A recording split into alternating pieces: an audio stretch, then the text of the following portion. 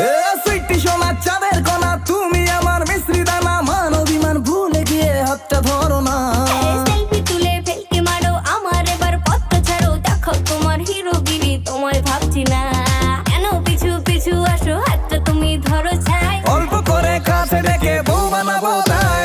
কেন পিছু পিছু আসো, হাতটা তুমি ধরো চাই। অল্প করে কাছে ডেকে বউ বানাবো তাই।